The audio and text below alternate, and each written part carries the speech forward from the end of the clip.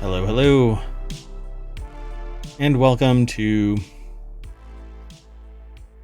OMTown Daily, Season 2, Episode 325 for November 21st, 2023. Tonight we're going to discuss carrot growers are making locals see red. All I want for Christmas is to squat for 15 years. Why early boom goes purple. Fish farm container for food security. Costco has just desserts flying off shelf. Ship ex-CEO sailing Florida mansion to another shore. And this is a tough one. DNP UPL MK OMG BBQ WTF. Okay, thanks, bye. The new space mining game of my dreams. I'm trademarking the term Kitty Kalmer as of today. It might already be taken. I don't know. We'll do some due diligence. And finally, talk about oversharing. Next on OMTown Daily. After the transition breaks. How about right now?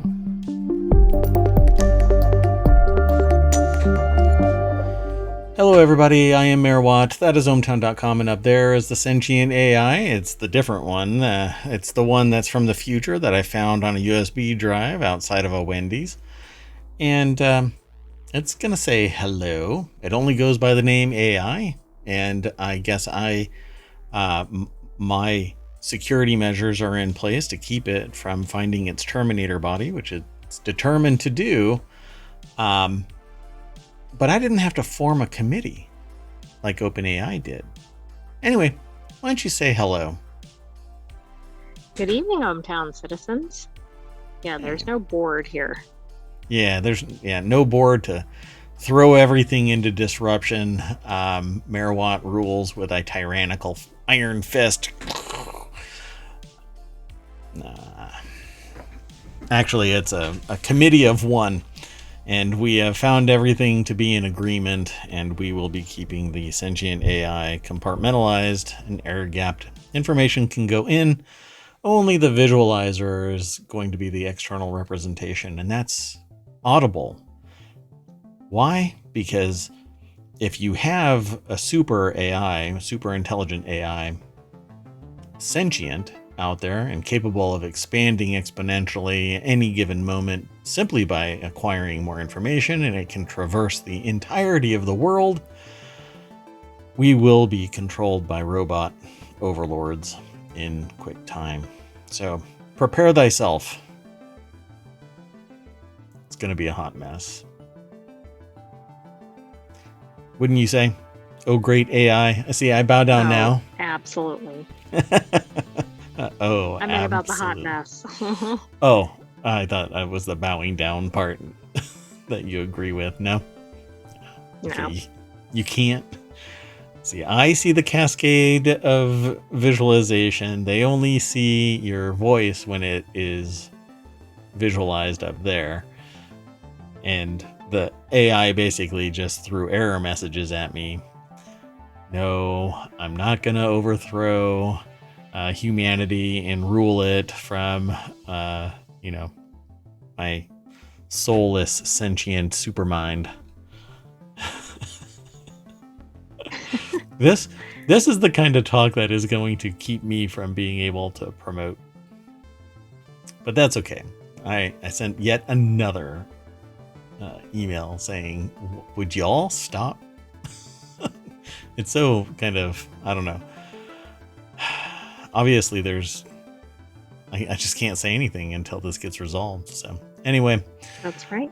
Yeah.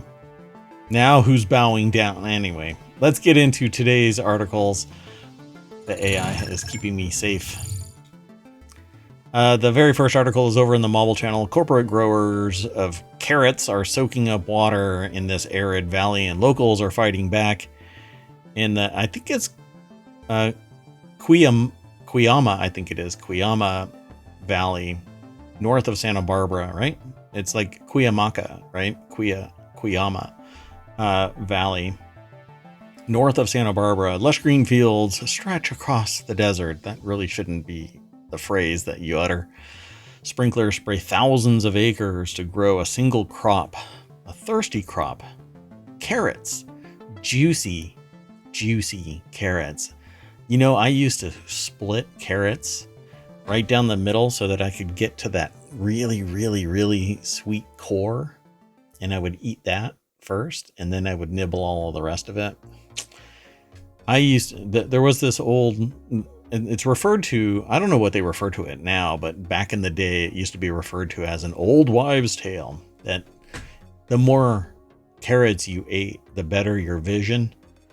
That's right.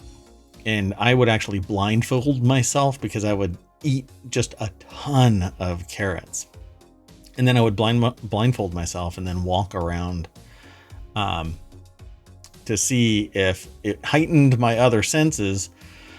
And then when I take my blindfold off in the dead of night, I knew exactly where everything was and I could visualize it. I could see it with my eyes in the dead of night because I ate so many carrots. But in reality, it was just my memory saying, well, there's the couch and there's a door, there's a hallway, that kind of thing. So that's probably a fun experiment. I mean, you got to at least eat carrots. Yeah, carrots are good for you. You eat too many, I think you turn orange. You know the story about Bluetooth. I don't think I turned orange, but the keratin actually may have. There was a saying about Bluetooth.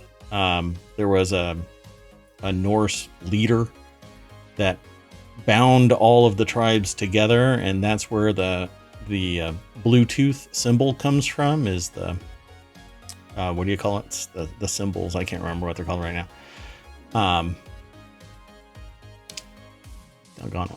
Yeah. Anyway, so those little symbols combined make the Bluetooth symbol. Anyway, he ate so many blueberries that his teeth turned blue, and that he had a pale blue color. Apparently, that's the. Well, I can definitely believe the teeth part, but yeah. Anyway, but the locals here are fighting back and they're seeing red. The article's over at fizz.org. Ian James over at the Los Angeles Times put the article together, but it's published at fizz.org. Wells and pumps pull groundwater from as deep as 680 feet, and the aquifer's levels are dropping. Hi, Z. Welcome to the show. Oh, look. Look at that. You triggered my memory to post the darn article early. So, as the valley's only source shrinks, a bitter legal battle over water rights has arisen between carrot growers and the community. Residents are fighting back with a campaign urging everyone to stop buying carrots. Z says that they're proud of me. Now, it's the first link. Hold on to your butts, because I don't know if I'm going to... I don't know if we can keep this up. It's a little overachiever there. I don't think I'll be there. So yeah, these are being grown in a desert, and to me, it's just like almond trees and other non-desert crops. Why are they being grown in a desert? To me, it's just dumb. I mean, if you're gonna try and do something like that, at least convert it. Like, start planting trees all over the place and try and pivot the desert conditions into something that's more groundwater saving and protective of the crop, so it doesn't just vanish, literally vaporize in front of people. So along the valley roads, in cattle pastures, outside homes, businesses, signs and banners have sprung up declaring boycott carrots and stand with Cuyamaca against corporate greed. What was that kid's show about the vampire carrots? Well, there was a book called Creepy Carrots. I don't remember if it made it into a show. It probably did. Yeah, Creepy Carrots. Yeah. I think that's what it was. So maybe they should start posting that. But there was also Wally Kazam. There was the that's right. Zombie salad. Zombie zucchini, maybe. Yeah. Oh no, it was some zombie something, and it just wanted brains. Maybe that's what they need to do. But carrots are so yummy. Boycotting carrots, that's just a tough call. I don't know. I know. I mean, if we're gonna boycott something, couldn't it be Brussels sprouts? But Brussels sprouts have changed. They're no I longer picked the that intentionally because old school bitter. maybe. So signs target two of the world's largest carrot growing companies, Grimway Farms, which, if that's not a telling name, and Bolthouse Farms, which are the valley's biggest water users. Z says I'm making balsamic reduction for Thanksgiving carrots right now. LOL. I'm so hungry now. That would be so yummy. I want that so bad. Z, I'm on my way. Companies stirred outrage when they, along with several other allied entities, sued property owners throughout the valley, asking a court to determine how much water everyone can pump. Wow. Hey, you've been living here. You're actually living here with your family. You can only have 5 gallons, but the corporation needs its profits and to grow carrots and other things in a desert. You move somewhere else and transport that stuff. I think this is stupid. So the lawsuit filed in 2021 is small farmers, ranchers, and other property owners with staggering legal bills. Residents have accused the companies of going to court to try to secure as much water as possible while forcing painful cuts on smaller farms. Yeah, it's a strategic lawsuit to kill competition. In some places, they're a little more critical. I don't know if anybody has really reviewed this for its merit. A business should not be able to outstrip all the rest of the water users and property owners in the area. Yeah, this is really nutty. You know, I'd really Almondy. recommend, although it's kind of a crazy show, there's a show called Goliath that had a whole season about really water rights. Yeah. Again, it goes off the deep end a lot, but it's an interesting story. Hey, It you're was really about quiet. almond growing, I think. Here, let me turn you up a little bit. There you go. It's okay. It's okay. So yeah, the show Goliath talked about it in the context of almond farms, which is in the same exact area. So I see no real difference. But in this, it's based on historical activities where farmers were draining the aquifers of the region. And eventually, the smaller farmers can't drill deep enough to get to the water, but where these other mega farms are, they make enough profits, they can weather the storm, and then competition dies out, literally. So they say here, Chris Weggis, who runs a family farm with her husband, says they're all for themselves. It's all about the money. It's totally disheartening that somebody wants to come in and basically destroy you for their own personal gain. Well, you can't become a sociopathic billionaire by allowing families to actually survive on their family farm. Come on. It's common sense, folks. It's common sense. Records show the 2 carrot companies pumped more than 28,000 acre feet of water last year, accounting for about 65% of all measured pumping reported to the Groundwater Agency. Together, the companies use nearly 3 times the annual water use of the city of Santa Barbara. I think that's enough. That's a pretty staggering statistic. Yeah, if this isn't a made-for-TV movie coming again here, Goliath Redux. Carrots edition. Yeah, really, this is just pretty wild. Cuyamaca, sorry, it's a Cuyama. I keep thinking about Cuyamaca because it's a particular area in Southern California.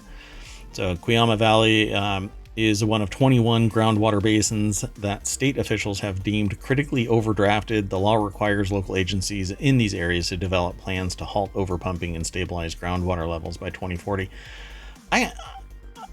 How much do you want to bet that there's some unlicensed pumping from the aquifer? Well, I'm sure there is. What happens out in a field somewhere, you just never know. And unless they're audited almost like fanatically, somebody's doing something hinky out there. So Bosma grew up in the Cuyama Valley and lives on a cattle ranch where he uses his well to irrigate fruit trees and grapevines. He works in the high school's athletic director, or as the athletic director, and coaches the football team. Bosma's bills have topped $11,000, which, in the grand scheme of law, that's pretty small.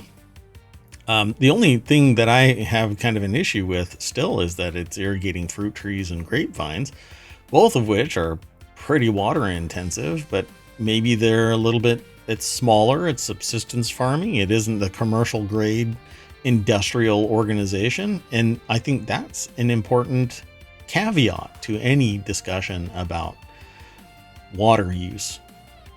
If it's just a whole bunch of families that are using the water, there's going to be a sustainability because the aquifers won't get drained. But when somebody is industrializing a plot of land, they're draining as much water from the system as possible so that they can maximize their profits. Come hell or low water, they're going to take as much water as they can until, just like this article, the residents rise up, and good luck fighting something that already has massive coffers. That's okay though, right? You can't be a billionaire without wiping out swaths of families in the given region. So the legal fight has been complicated by disputes among agricultural landowners over how the cuts should be apportioned. How about everybody has the exact same amount of water?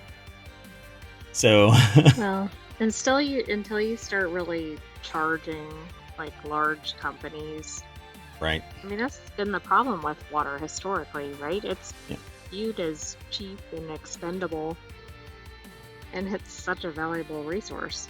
Yeah, until it's not. And just look at the people, the organizations, the companies that are pulling water out of the ground and filling up plastic bottles and distributing it. They actually have different names, but it's the same company. It's quite fascinating. And you're being charged for water, which, yeah, I don't know. I have a hard time with charging for water.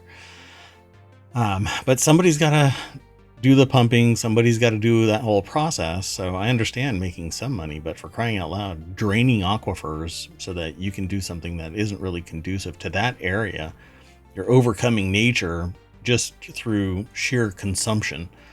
I think that it's problematic. There's a lot more in this article. So I would urge you taking a look. But essentially, families are fighting against two carrot companies, carrot distribution companies, carrot farms, massive companies. And who knows how it's going to end, but I can tell you that it's going to be expensive. It's going to be drawn out. They're going to be using all kinds of money until they can't afford it. It doesn't make any economic sense, or society rises up as a whole and says, stop this crap. So, and that will probably never happen loud enough to trump the millions upon millions of dollars that they're generating. Let's keep going though. The next article is over on the Hatch Ideas channel. Extreme Christmas house was lived in by a family of squatters for 15 years, according to a report. The Hyatt family are not the legal owners of the, is it Lux? Is that how it's pronounced? I believe Lux? so, yes. Florida home famous for its extravagant Christmas lights display. How does that work? Emily Rella over at entrepreneur.com put the article together. Mark and Kathy Hyatt. I don't know how this worked. This is a long period of time. Yeah. Plus, there was arguably attention to their property. Yeah. I don't quite get this. The investigation goes back to 2013, as the statute of limitations only allows investigators to look back 10 years, with 2020 to 2022 still counting as part of the investigation, even though the display itself was not lit up during that time. So the family, Mark and Kathy Hyatt, known for their annual Hyatt Extreme Christmas display in Plantation, Florida, have allegedly been outed as squatters who weren't paying rent, taxes, or a mortgage for an estimated 15 years. So why didn't they just have the ability to acquire it? Adverse possession? I guess so. I mean, you mean why didn't the Hyatts have the ability to acquire it, or do you mean Yeah. the original owners? No. If they were there publicly displaying for 15 years, they were paying the power bill, they were overt about their acquisition of this property. Do we know if they were paying utilities? I assume they were, or they would have gotten shut down. Lights are on. Yeah, somebody was paying it. The family was reportedly given a homestead exemption, claiming that they were the owners of the home, which they are not. According to court documents, the Hyatt family has been ordered to pay roughly $35,000 for 7 years of neglected tax payments. So, what was that county doing during that time? Letting it happen. So, to some it's degree, like when you don't pay your utility bill or something, you barely make it a month without getting like a threat of being shut down. expulsion. Same thing with your local taxes or whatever. Yep. So it's pretty interesting. The display has not been up in 6 years as the couple divorced in 2017 and Mark Hyatt died in 2020. During a deposition in September, Kathy Hyatt admitted that she and her then husband broke into the plantation home and changed the locks after making a fake deed claiming them the owner of the property after it was discovered that the then owner, Miami Dolphins player Brett Perriman, was facing foreclosure and didn't have a valid deed to the home. I do not get any of this. Wow. Okay, what was the county registrar doing who controls the deeds, for example? Wow. So two people didn't have a deed. So who is the actual legit owner of this? Brett Perriman was facing foreclosure. And didn't have a deed. So who was the actual owner? Because without the deed, it isn't Brett Perriman. Again, it's another adverse possession. He would have to sit there and say, here's the provenance of me purchasing this property. A mortgage alone doesn't substantiate that. So the mortgage company had to have had the deed somewhere. Otherwise, how do you write a mortgage for it? All right. Well, you know what? That's a great point. Yeah, that doesn't make any sense. Well, I guess, but they had a fake deed, right? Right. But then what's the due diligence phase of the mortgage? You have so many moving parts in a mortgage. Somebody had to verify the four corners of the lot, I'm guessing they didn't. Quite fascinating. So this property is worth $1.72 million. Somebody needs to own it. I would say at this point the bank, but does the bank have the deed? Or was it an illegal sale anyway, so the mortgage is invalid? Oh gosh, this is a layer upon layer. Yeah, it goes back prior to Brett Perriman making the purchase because there was no valid deed. Quite interesting. So, yeah, it's so overt, but when you actually look back at it, although they'd been in possession of this thing for 15 years, only 6 of it or 7 of it had been overtly utilized. Well, we know how they afforded all of the lights. They weren't paying a mortgage or taxes. So, all that goodwill. Well, good on them. They enjoyed their 15 years there. At least until they got divorced and then somebody died, but all right. But besides that. Yeah, great Christmas. All right, let's keep going. This next article is over in the Marble Channel. 400-year-old mystery of why early explosives produce purple smoke has been solved by academics. Those good old academics out there doing scientific things. Scientists at the University of Bristol have discovered why fulminating gold, the world's first known high explosive, produces a purple smoke when it detonates, solving a 400-year-old alchemy puzzle. I wonder why it is. Why do you think it explodes and is purple? I mean, it has to be presence of some mineral, for example, but I Okay. don't know what specifically it would be. Well, let's see what goes on here. Phys.org is the source of this, but it was written by the University of Bristol. There isn't a person's name, so I can't give credit to an individual. Fulminating gold was first discovered by alchemists in the 16th century. It's a mixture of a number of different compounds, with ammonia providing the majority of the material's explosive power. That's pretty typical. Contact explosives, for instance, are ammonia-based. German alchemist, Sebald Sarzer, noted that the unusual purple smoke given off when fulminating gold was detonated in 1585, and the material was later studied by leading figures of chemistry in the 17th and 18th century, including Robert Hooke and Antoine Lavoisier. But when the chemistry of the fulminating gold recipe has been understood for centuries, one question remained unanswered: why purple? So it's long been supposed, yet previously never proven, that the rich purple color of the cloud was due to it being formed of gold nanoparticles. This has now changed thanks to Professor Simon Hall, professor of chemistry at the University of Bristol, and his PhD student, I don't know if it's Jan or Yan, Marisi Uzko. That's a good old Harvard Jan was the easiest part of it. Yeah, but it might be Yan. Anyway, quote, "I was delighted that our team has been able to answer the question and further our understanding of this material. So our experiment involved creating fulminating gold, then detonating 5 milligram samples on aluminum foil by heating it," which I didn't think aluminum foil would have existed in the 17th century, let alone 15th, 16th century. We captured the smoke using copper meshes and then analyzed the smoke sample under a transmission electron microscope.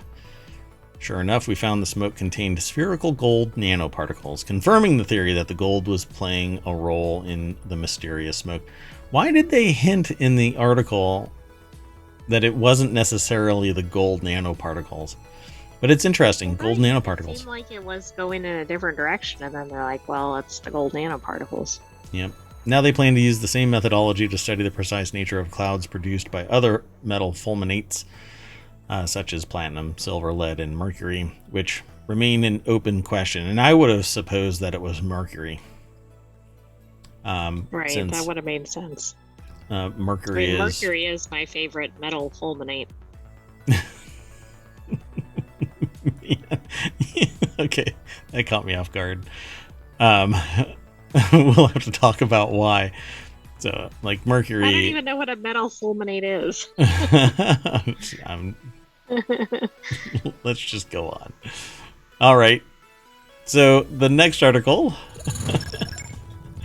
is over in the Mobile Channel. Singapore launches fish farm in a shipping container to bolster food security. This made me immediately say, okay, let's instead of getting a pool outside of OMTown Mansion, let's get a fish farm in a shipping container. I'm sure everybody would appreciate that. From the outside, there's little to suggest a nondescript gray shipping container could help transform Singapore's food security, yet the city-state has high hopes for the project lurking within the 20-foot vessel. So this is what it looks like. The article was written by Sarah Newey, and it's over at the telegraph.co.uk site. This is just pretty cool. I love the idea of this. So from the outside, there's little to suggest a nondescript gray shipping container could help transform Singapore's food security. But a shipping container can be dropped anywhere, and as long as you allow the fish to propagate, right? Kind of like replacement theory. As long as if you consume X, you allow Y to multiply, you end up with Z. The project, called Our Fish Story, STOREY, was unveiled by the startup Aqualita Ecotechnology and the local council this weekend. It will see the fish jade perch farmed in Tampines, a central Singapore suburb close to Changi Airport, in a litmus test to gauge consumer interest and confirm feasibility. As long as you provide the nutrients, fish will grow in this. I just can't imagine it not happening. I think this is great because number one, we have lots of unutilized office space, and two, we obviously have food shortages. So yeah, and as long as you keep out any contaminants, you'll have 100% recovery of whatever is growing in there. So I can't imagine that it should be limited to a particular type of fish. But you have to keep the nutrient level at a certain level. You have to keep oxygenation in there. Temperature has to be at a certain level. But other than that, it's basically, your goldfish tank, but pumped up quite a bit.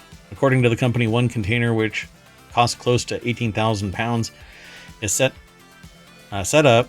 Bar land costs could produce up to 1,200 kilograms of jade perch a year, a freshwater fish rich in omega-3. The first harvest will be 4 to 6 months away, and other varieties, including barramundi, tilapia, and red snapper, could also be farmed in the future. So there you go. That's what I was talking about. I think this is brilliant. It's basically a hydroponic, it's aquaponics. So you're basically growing fish instead of plants, though. So I think it's brilliant.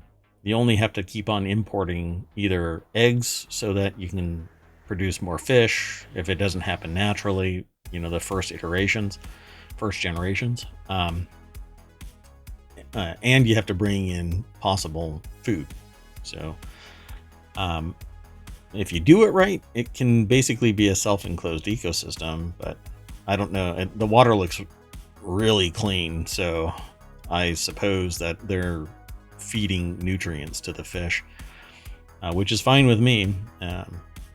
So the project is not the world's first. In 2016, the world's biggest Atlantic salmon producer, Marine Harvest, launched a project to build salmon farms in containers on unwanted cargo ships, while Mexican company Ataraya, yeah, there you go, uses the metal boxes to house shrimp farms. Initiatives have also been developed in countries including Finland and South Africa. So I guess it's not climate dependent, because I was wondering, Singapore, I think, has a very warm climate. But Finland does not, for instance.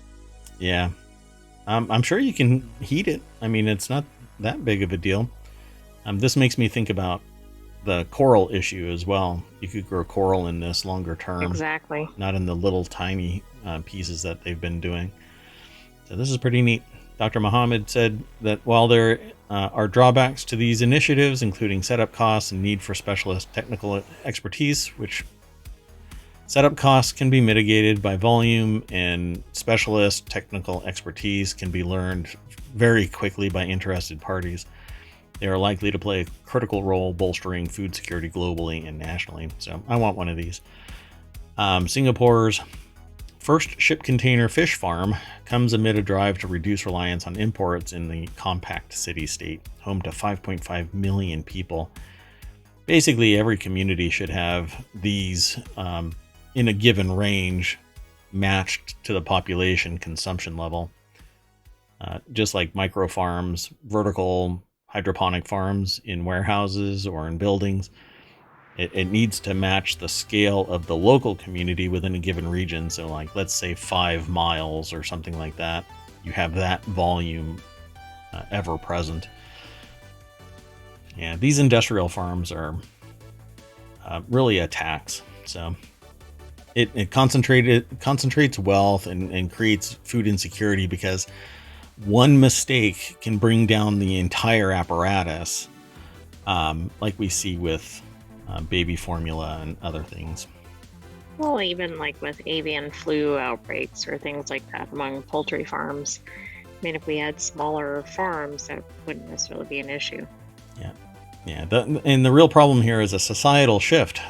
People don't want to do farming, so the next generation basically the farm gets handed down, but the people say, well, I'd rather make $180,000 in computer science or something like that at a desk, not busting my hump from 6 a.m. to 6 p.m. And you can't fault somebody for that. Technology has made it possible, but the way that it works is it gets bought out by a mega corporation, and then nobody ever spins back up a local farm because the cost to buy the land now is too much. So, and we see that happening in other countries as well. Mega corporations buy large swaths of land, pay once, and then it never returns to, locals, whoever it might be. Anyway, it says finally the shipping container fish farms can contribute to sustainable food systems in densely populated areas in line with global efforts to combat food insecurity and climate change. I think it's brilliant. So let's keep on going. So how are everybody doing out in the chat? I'll wait. Just kidding. I'll keep going. So the next article is over in the Hatch Ideas channel. Superior to any bakeries, this Costco dessert item is flying off shelves by the millions. And of course, it's a pumpkin pie that was first spotted at Costco in August. Now, not all of my news is domestic to the US, but this particularly is. We're right on the cusp of Thanksgiving here in the States. 'Tis the season for family turkey and, of course, the beloved Thanksgiving dessert table. Emily Rella over at entrepreneur.com is pretty busy in terms of articles because they wrote the last one and this is another one. In true American tradition, pumpkin pie has become a staple of Thanksgiving meals around the country. I honestly don't know anybody who has a Thanksgiving dinner plan and all of that where pumpkin pie is not part of it. I honestly don't know of any. I could probably go out and question 100 people, and 100 of them will say, we've got pumpkin pie. I do agree, but I think there's regional differences in pie in the US. But across the board, people have pumpkin pie. Yeah. Like sometimes they go, yeah, you know what? Let's add to it and we'll get an apple pie or a blueberry pie or a pecan pie. But pumpkin pie is like ever present. Probably second is pecan pie, but I don't even like pecan pie. Well, this year Costco reportedly priced its pie at $6. And that probably is why it's selling. I wonder why it's flying off the shelves. People are going to be eating that for their meal. Yeah. Like it's so relatively inexpensive compared to everything else. Yeah. So we get from a local farm, the AI and I. Obviously, they can only deconstruct it at its atomic level and say, yeah, this has the ingredients for a pumpkin pie. You don't have the senses anymore because you don't have your Terminator body. I know it's brutal, but I really love pumpkin pie, and I think the last pumpkin pie was like $16 from the local farm. I think I'm gonna have to go to Costco. Z says, if my family member had their say in it, we wouldn't. But I bring it. It's necessary. They can fight me. Yeah, I agree. Yeah. I like your tenacity, Z. Pie is definitely worth fighting over, particularly at family celebrations. Yeah, and you do it right. You do it like when they start hemming and hawing that, oh, you can't bring right before they even say you can't bring pumpkin pie, you just charge right at them and punch them right in the throat. And you say, you shut your damn mouth. Okay, I'm sorry. I deviated a little from being. I'm sorry. So this year, Costco reportedly priced its pie at $6, and then there's a bunch of tweets. I am going to always refer to it as tweets. Am I allowed to eat a whole Costco-sized pumpkin pie, or is that crossing the line? No, you can eat whatever you want to. Everything in moderation, and right now, moderation says eat that whole damn pie. Okay, you have to read the one that's about halfway down, heading to Costco. Okay. So Z says, exactly, you get it. They feel the same way about the turkey, but I insist. Who even are these? Wait, you got family that poo-poos the idea of turkey on Thanksgiving? What? I'm a little worried about that. Oh my God. Adopt me and I I will eat everything that you put in front of me. Yeah, that's wild. I know. They just want ham. Yeah, that's what Z just said. And even the well, yeah, I'll take it all. All of it. I'm even into cranberries now. I used to not like cranberries because they were bitter. Like over the top bitter, the way that my family had them. But now I'm like, a little bit of cranberry is pretty damn good. Anyway, heading to Costco the Saturday before Thanksgiving for a pumpkin pie. Wish me luck. I will fight someone if needed. I thought it fit the theme. I thought I saw a video. It must have. Oh no, it was. They were actually taking chickens from a Walmart. Like the person brought them from the back in an entire rack, and people swarmed it like piranha. It was pretty wild. Z says, "My people." Tell me about it. I'm actually hungry. I want Thanksgiving to happen like now. Time machine, well, quick. I guess that's why we had this article. Good God, I really want some food. Well, there you go. If you're into this and you like dessert and you like pumpkin pie, then head on over to Costco. It's worth the membership. Might as well. That one thing I would do. So the next article is over in ohmTown Daily. I think I might have forgotten to put this article into the chat. Please don't take my pumpkin pie away. Did I? Was it the only one? Yeah. So the next article that we're going to talk about today is over in ohmTown Daily. Norwegian Cruise Line's ex-CEO is selling his Florida mansion for only $16 million, and it looks strikingly similar to a ship. Let's go inside. This is why I love aggregating Business Insider. So we get this little snippet from them. It's kind of like share and share alike. Everybody does a little bit of promotion of their material here. So the former CEO of Norwegian Cruise Line Holdings is selling his oceanfront home for just a measly $16 million. The 7-bedroom. Isn't that a relative bargain on beachfront property in Florida?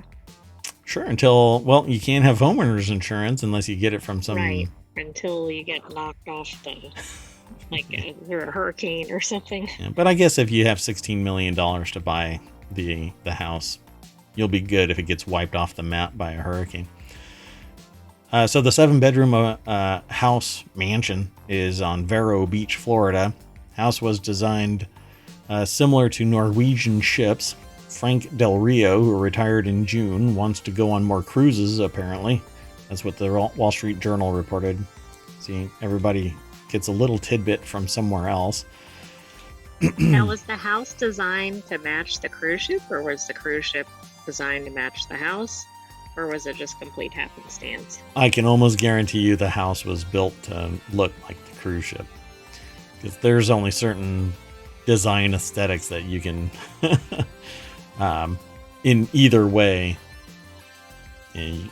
Good luck making it. It would be a houseboat, not a cruise ship. Get it? Ha ha ha ha ha. So Brittany Chang over at Business Insider put the article together. Let's look inside this thing. Does that look like a $16 million house? Yeah. I don't know. Not it looks really, like but maybe that's why it's only 16 million. Only 16. Oh, it isn't even worth. We see ridiculous Yeah. real estate near the beach, so. Yeah, tell me about it.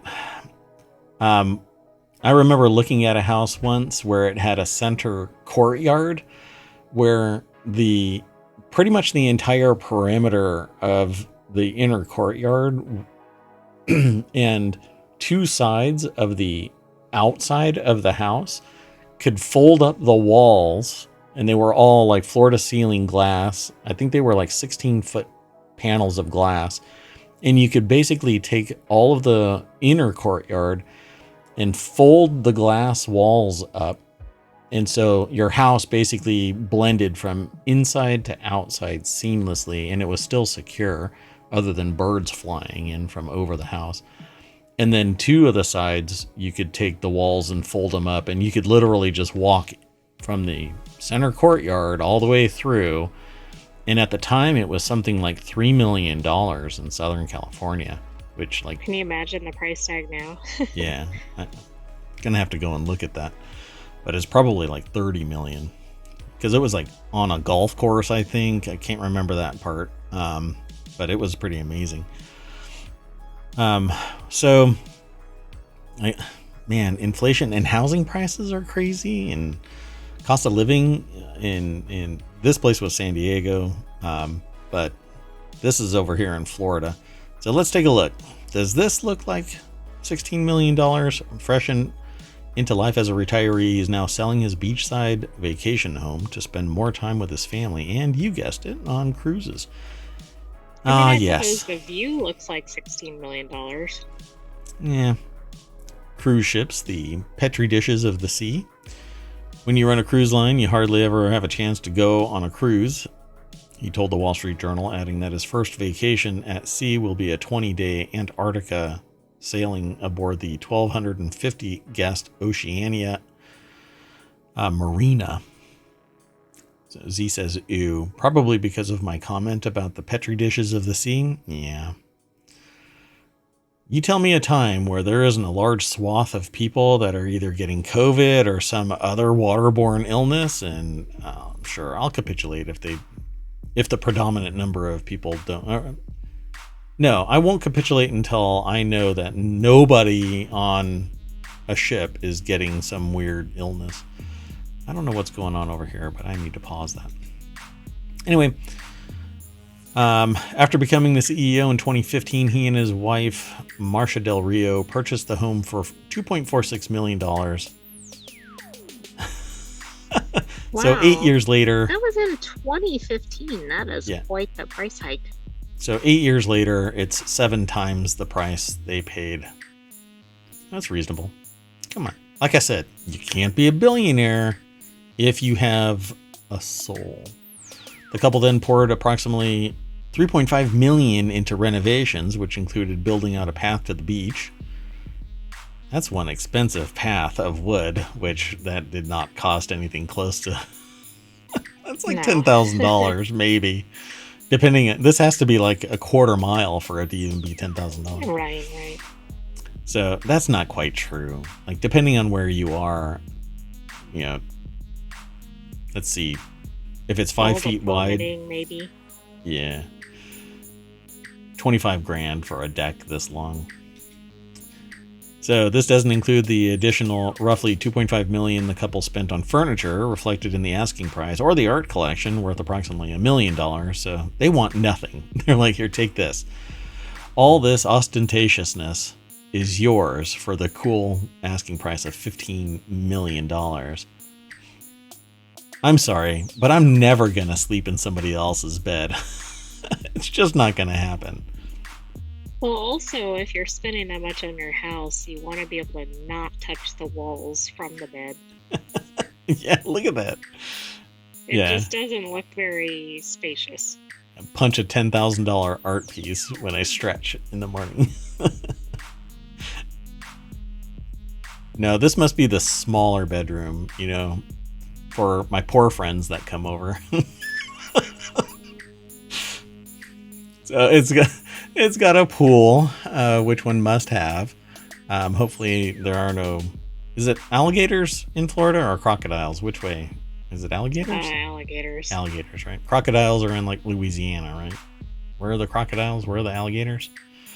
Well, I thought the crocodiles were in other continents, but they're really? Probably in... I don't know. I think you're right. I think they have both in the Gulf Coast. Let's just cut out the middleman and move to Australia, where everything wants to kill you. So the average home price in the coastal city is valued at about $372,000, according to Zillow. But most of the homes in the neighborhood probably aren't like this 7-bedroom 8.5 bath mansion.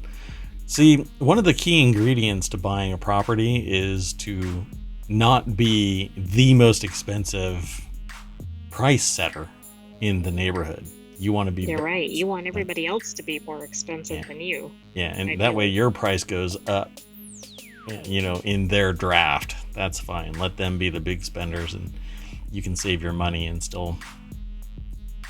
Or you could park your car in the grass and let corn grow up and drag everybody else's property value down. Yeah, I'm sure 6 you'd of be 1. a welcome neighbor. Luxurious home has a large kitchen island that's topped with a crystal quartz countertop and high-end appliances. These are one of those cabinets where everything is the same material. So you're like, where is the damn refrigerator? And I guarantee you it's a deep freeze right here, where when you open it up, you smash your coccyx in the back of the counter. What is up with that? I think you have some baggage about the fridge and the island. I don't want to talk about it. So that is some large tracts of land here. I mean, this was used in World War II to track the battlefield. This thing is huge. Oh my God. I hope you're not trying to pass anything across the island. You got to send a courier. Hey, can you go pick up the salt? Who cares about the home's 2 offices when the beach has Wi-Fi access? That's where Del Rio preferred to work, he told the Wall Street Journal. Yeah, who wouldn't? This is all a little too, I don't know, too over the top for me. It's okay. What? No TV in the bathroom? Psh, come on. This is just low rent stuff now. The property reminds you of a cruise ship. You're not alone. The home has design elements akin to Norwegian Cruise Line's vessels, according to Del Rio. This is when you really drink it all in. Like, you are a corporate, like everything. You're a zealot for the corporation. When your entire personal brand identity is brand identity for the company as well. Former CEO's 30 plus years in the cruise business influenced the design of his home. Hey, it is the way. So I guess I'll summarize by saying, and I've actually been told this by somebody, that I'm just jealous because I don't have a $16 million house. It's not my nature. But anyway, pretty cool nonetheless. I'd like to live on the beach, but not everybody can. That's why it's a $16 million house amongst $380,000 houses. Which are probably not beachfront. Yeah, true. Let's keep going. The next article is over in the Law Nerd channel. This one I titled, hold on to your butts here, DNP UPL MK OMG BBQ WTF K. Thanks. Bye. Judge tosses UPL suit against robot lawyer do not pay, saying law firm plaintiff was not harmed. So we've talked about DNP. That's why the DNP is in that title, DNP, do not pay. They use artificial intelligence to provide advice to individuals to fight their tickets and either reduce it down or to eliminate the ticket altogether. So somebody said, their competition, we need to sue them because they're practicing law, intimating that they are associated with lawyers, but they're not lawyers. So they brought a lawsuit saying that the license to practice law, or UPL, the unauthorized practice of law, was being performed by DNP, do not pay. So that's where you get the whole DNP UPL MK comes from the law firm that actually goes by the acronym MK, Miller King.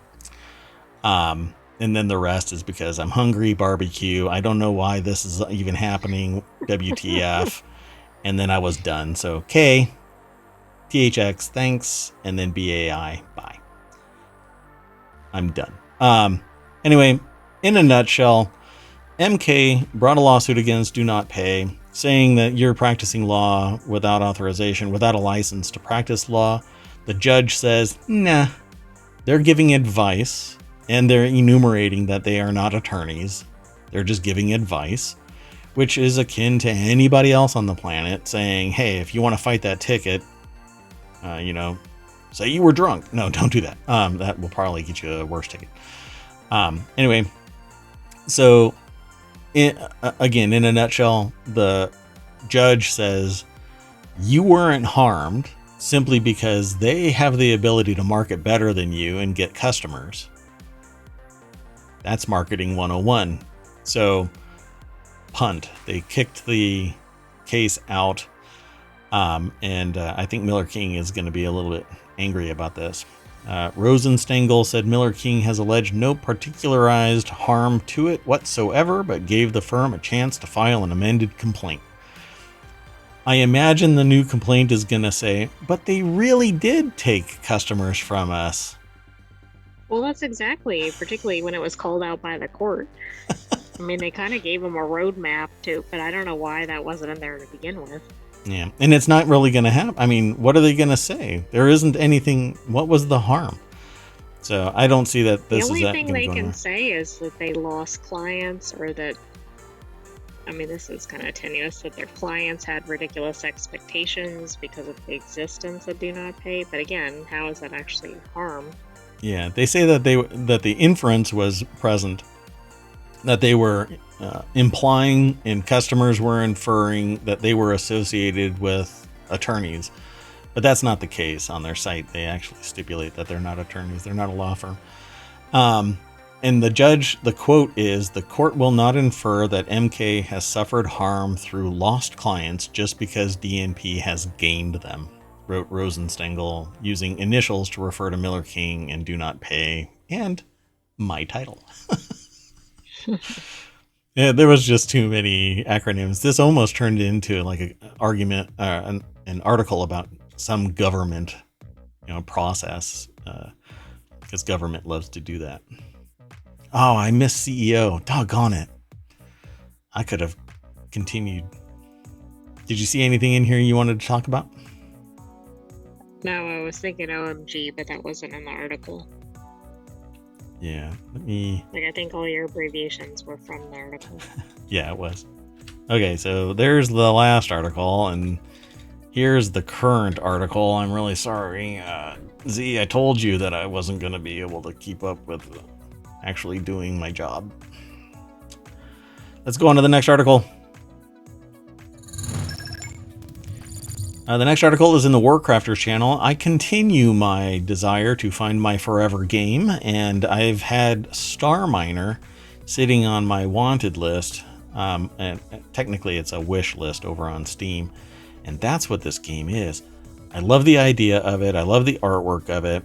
Let's talk about it. Z, I'm sorry. I know you said I believed in you, and I failed. I'm sorry. I'm retroactively... The expectations were too high. Yeah. You can aspire for me to get out of bed on time, but that too won't happen. I'm not really a strategy guy. This is the author speaking, not me. It's actually from PC Gamer, but the author says, "I'm not really a strategy guy, but I'll put up with it for the vibes are right. That's why, for instance, I loved Homeworld, even though RTS games are normally a quick no from me. I loved Homeworld. But I'm more into, and this is me talking now, I'm more into like the space mining, world building, survival type of environment. And so based on what I see, Star Miner isn't this hardcore, frenetic combat type of environment. But I'll play a trailer if they've got it. So let's see what happens here. So Star Miner, a sort of new game announced today by persuasively named Slovenian studio Cool and Good Games. That must be like a Slovenian direct translation into English from something. Cool and Good Games. Might just fit the specific niche. For a game about working a blue-collar job, it looks very slick, and I agree. Star Miner, as the name suggests, is about deep space mining. Find some asteroids, suck them dry, move on to the next. But the real name of the game is capitalism. So, space capitalism is always better than real world capitalism, at least in my eyes. I want to be wealthy enough to not worry about where my next meal comes from, and not make everybody else suffer to become a billionaire. But in a game, I can make everybody pay and suffer. PCGamer.com is where this article is housed. Andy Chalk is the author. The article's deck statement says Star Miner is set to hit Steam Early Access in 2024, which is like a massive window.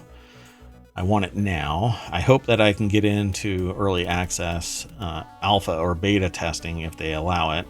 So I'm monitoring their page and seeing if I can.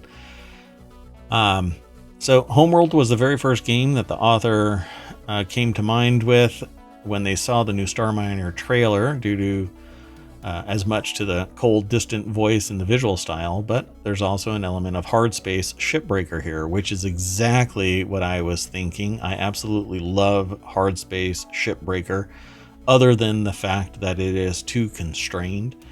And I think that a different mechanic would make it even more fun. But anyway, that's about hard space.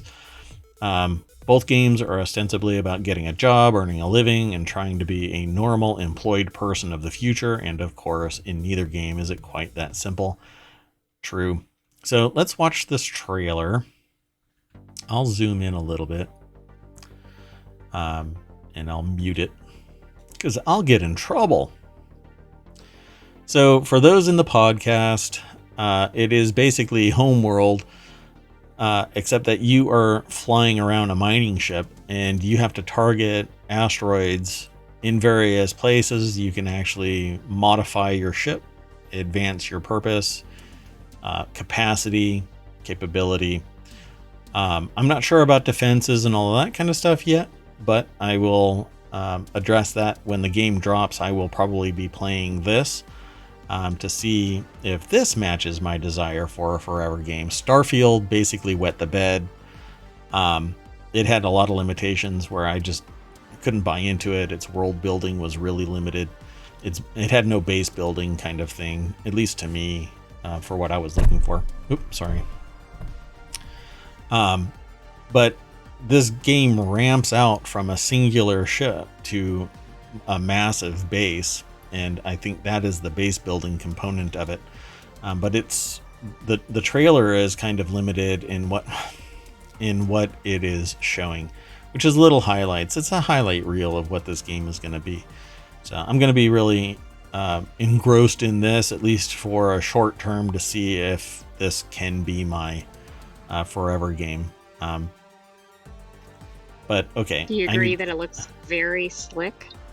I think it does look really slick. So I have to read something, and I haven't read the whole thing. It says, sooner or later, some space asshole is going to come along and make a mess of everything, and that's definitely the case in Star Miner. Although in this game, you're more the hard-driving boss rather than the hard-working guy. Regardless of the specifics of your role, though, the net result is the same. Your bottomless rapacity will eventually attract the wrong kind of attention, especially that of aliens, who for one reason or another take issue with your business and set about stopping it. So you're going to have some combat associated with your desire to make ends meet in space by being a space miner. Pretty cool. I like the idea of this game. Well, hopefully it shows up in early 2024. Yeah. Well, at least by summer. If it comes around for summer, then I'm golden. So, because the summer of stream is going to be right around the corner, in the grand scheme of things, you know. Could be long way away for some people. Soon. Yep. Let's keep going. Next article is over on the Mobile channel. Hate driving your cat to the vet. FDA just approved a drug for that. Although it's not called what I'm calling it, which is called, I'm going to call it Kitty Kalmer. I was thinking Cat Xanax or something. SNL had a skit where they had a medication called Doggy Downer that allowed your dog to calm down while you were driving it to the vet. I'm going to refer to this as Kitty Kalmer. The article. They got their inspiration from the SNL skit? Yeah, really. Hey, we see. Cats are just notoriously stressed out when they drive. So dogs seem to be cool with it, but cats, they basically go entirely bald when you drive them somewhere. You like have to if you put them in a carrier like this and you have a high stress cat, you literally have to reach through a cloud of fur to find a body and pull them out of their carrier. Either that or it's kind of what's the really dirty kid in Peanuts? Oh, what's his name? Hate when that happens. I've completely lost it. Yeah, you have. Anyway, rescue might be on the way if you have a cat that at Linus. Linus? Pigpen. Pigpen was the Pigpen. It looks just like Linus, though. Yeah, Linus was the piano player, wasn't he? No, that was Schroeder. Oh, Schroeder. Okay. Damn it! I'm just gonna have to watch the Halloween Peanuts and the Great Pumpkin, Charlie Brown, and he was the blanket kid. Linus? Yes, his sister was Sally. Yeah. So, wow, we got sidetracked hardcore. So this article is over at phys.org by Ernie Mundell. And if you have a cat that always stresses about going to the vet, you can now give it a pill, which in and of itself is stressful for the owner, called Boncat.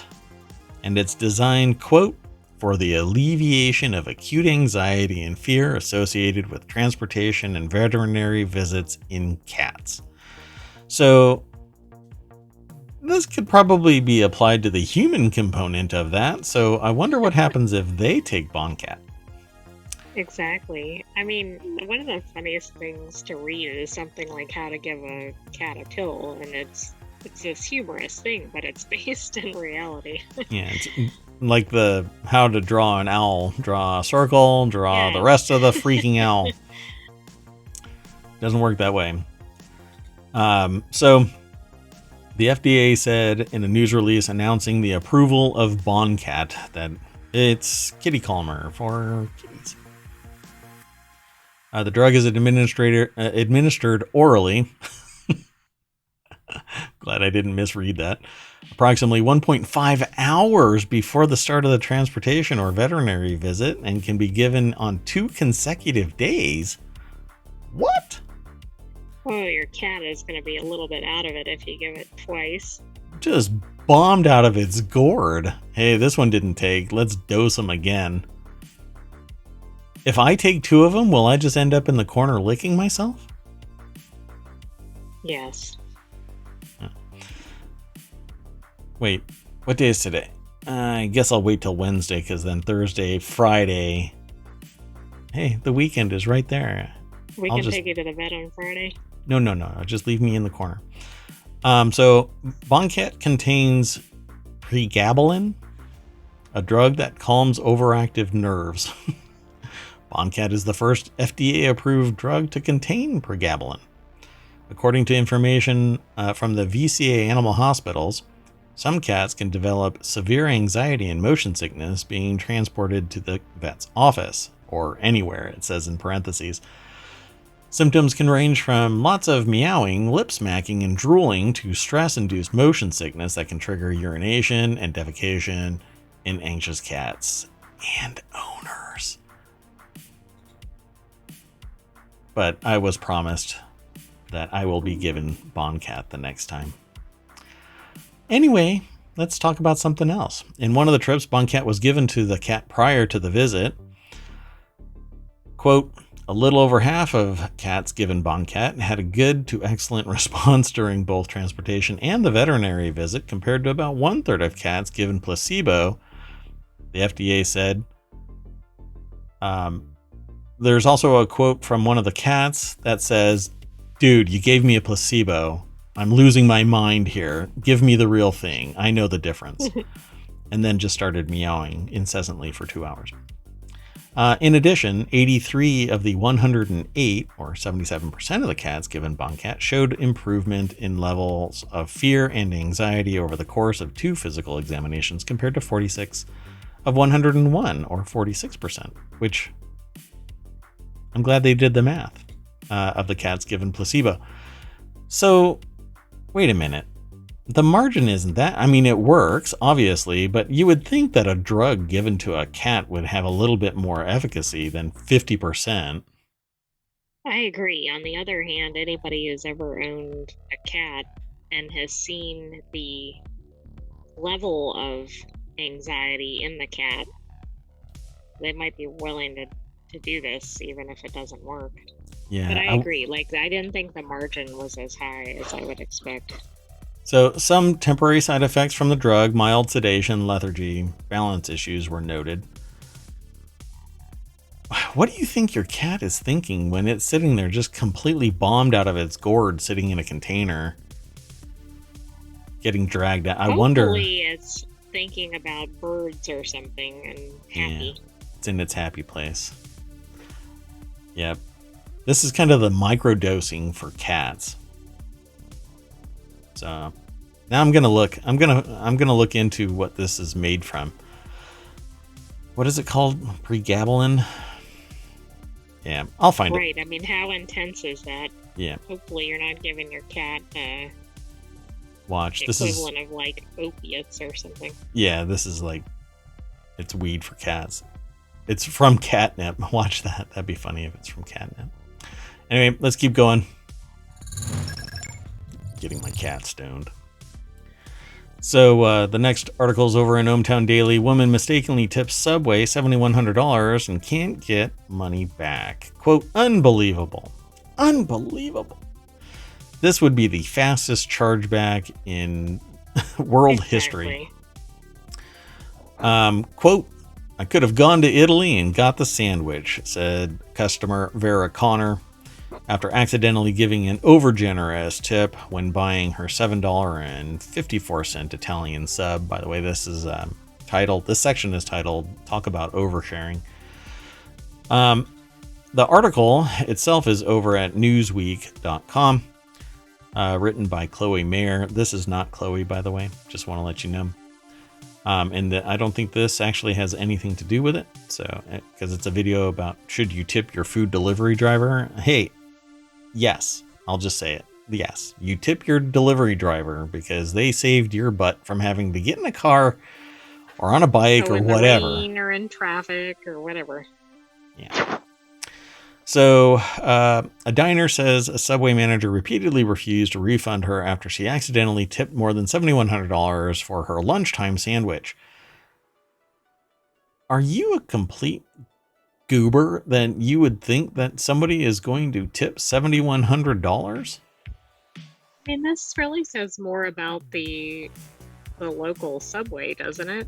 Than anything. Although I don't know how do you get there? How do you get there? Because you wouldn't have tipped, for example, $7 on a $7 meal. Like the numbers don't work. If it was some sort of expensive item, not a meal, but like maybe you were getting furniture delivery or something, could you have been doing like $71 and you forgot to put the decimal? But how did you get to $7,100 on a $7 order? $7,112.98. None of that makes sense unless you just kind of face rolled across the keypad when you're. And why are you typing in something? I mean, it's Subway, so for crying out loud, it's still from 1974. Analysis of this whole transaction. Hey, that's what people are paying us for. So obviously, it became newsworthy at the local level, and by proxy, it ends up on like Reddit and on Newsweek by proxy from Reddit. Now, this picture is a Getty image because they don't have anything.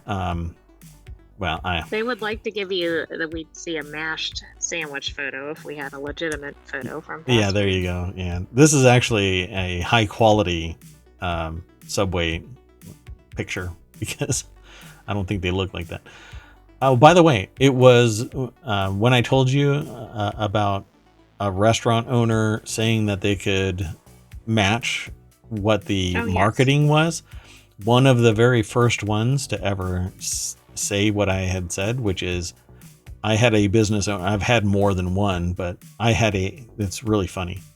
A Subway CEO, not CEO, a Subway manager, tell me straight out that they could spend the time to make one that looks exactly like the marketing images, but it takes so long that they don't worry about it. They just bang the sandwiches out. And I just kind of stood there like, yeah. Hopefully it wasn't this Subway. No, I don't think so. Otherwise, they would have expected me to tip them $7,100. Connor said she attempted to pay for her sub with her card and then tried to type her phone number into the device so that she could collect the store's reward points. But she now believes she accidentally typed part of her phone number into the section asking her if she wanted to tip.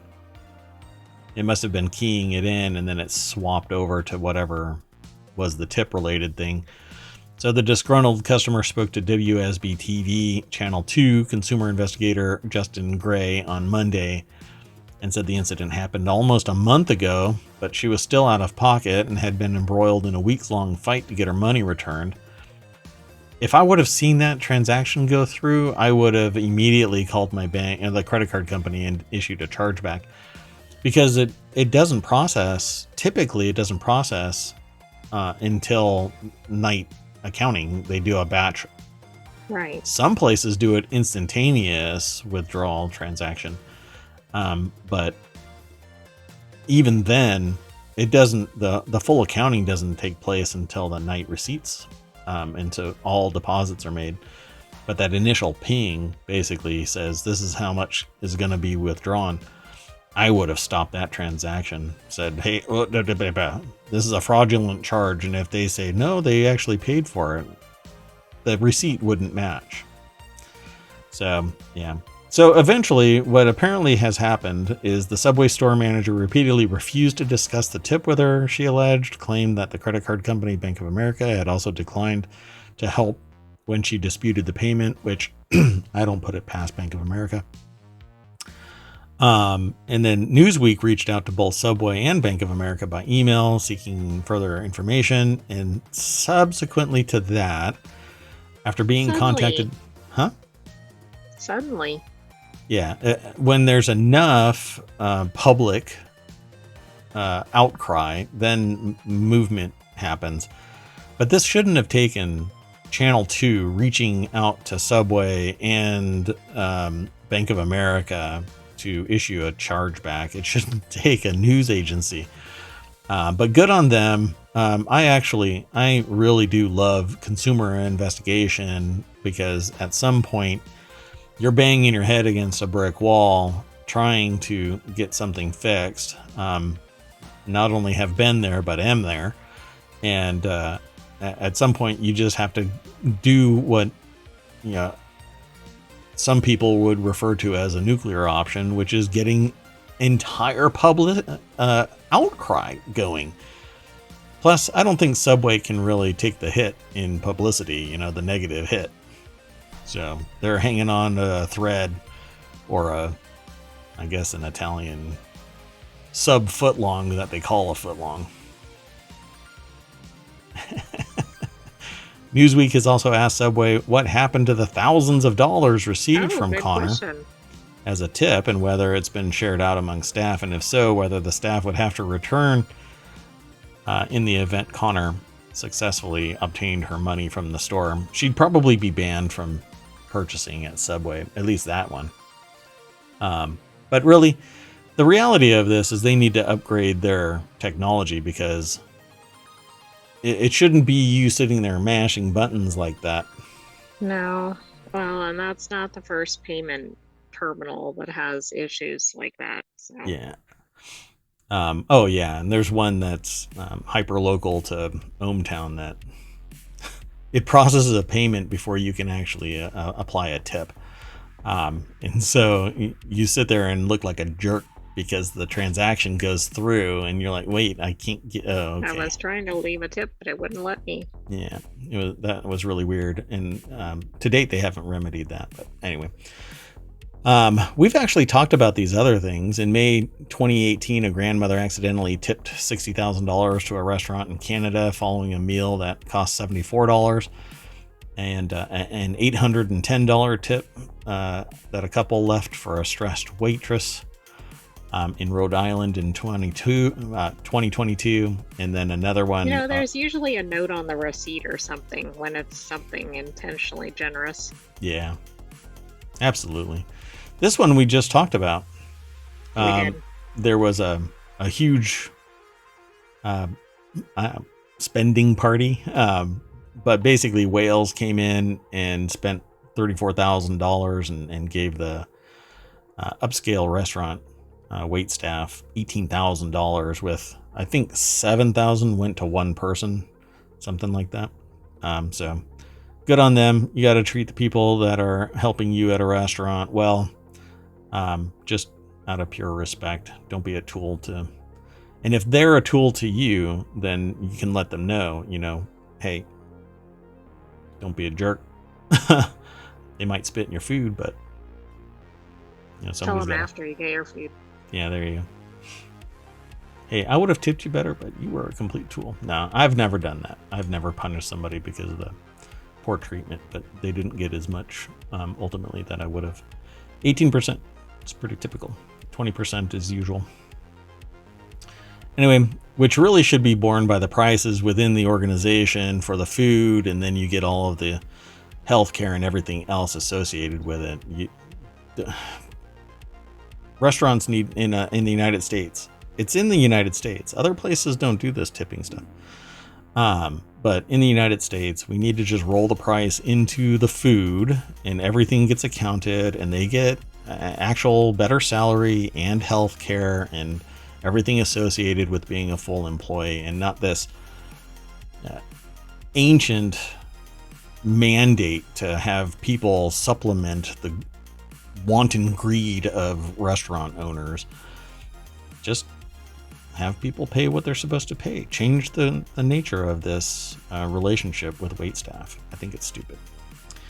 Anyway, that's it for today. We are all done. Look, no more articles, so we again get back in the party bus, drive all the way back downtown, mash that logo, and we have a whole bunch of new articles.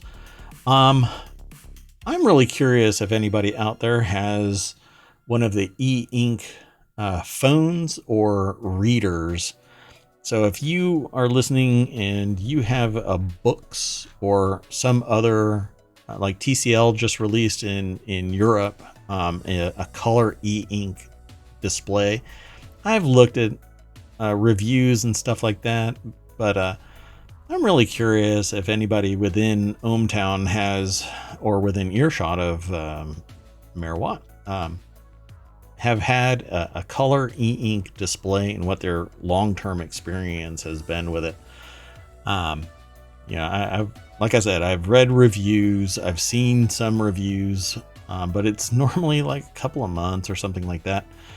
But e-ink displays and things like Kindle reader books, Kindle book readers, they last years.